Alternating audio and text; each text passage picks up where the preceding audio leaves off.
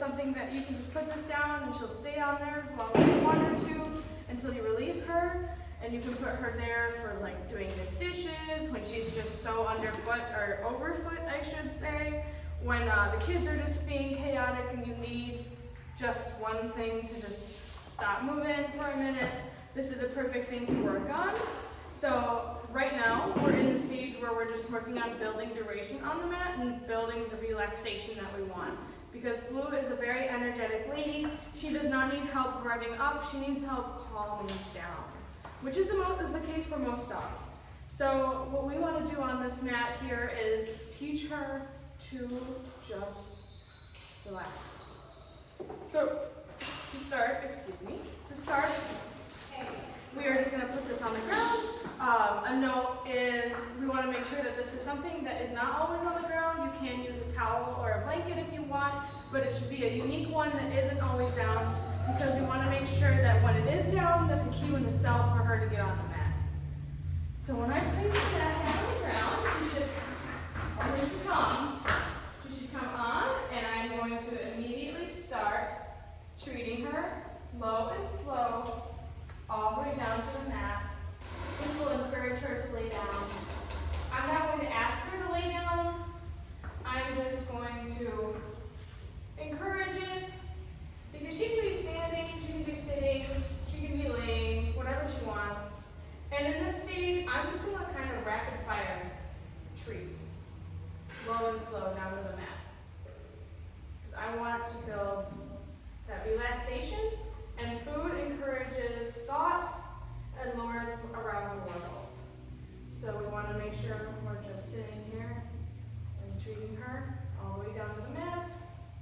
It's okay if she pops up, just keep going. And whenever you feel like she's had enough for this session, okay, you can release her. You will not always have to sit next to her. This is only at this stage she's in. Because she's so big, she had a little bit of a hard time figuring out what we wanted from her on the mat. So this is where we're at, but it will come along in no time with consistent practice. If you can do nothing else, I would do a mat session. You can practice this sitting and watching TV. You can practice this while you're doing like folding laundry or doing something that isn't super exciting for her. We want this to be as relaxing as possible. So whenever you're ready, you're looking for softer eyes. You're looking for less franticness when she's eating. You're looking for low ears. You're looking for heavy lids, no tension in the face. And as soon as you start to get that, right now where she is, I'm going to release her. Okay, so that is beautiful. That's exactly what I want. And now we can do it one more time. So low and slow, always low and slow. This encourages thought and encourages relaxation. And I'm sure you can see the difference in her already.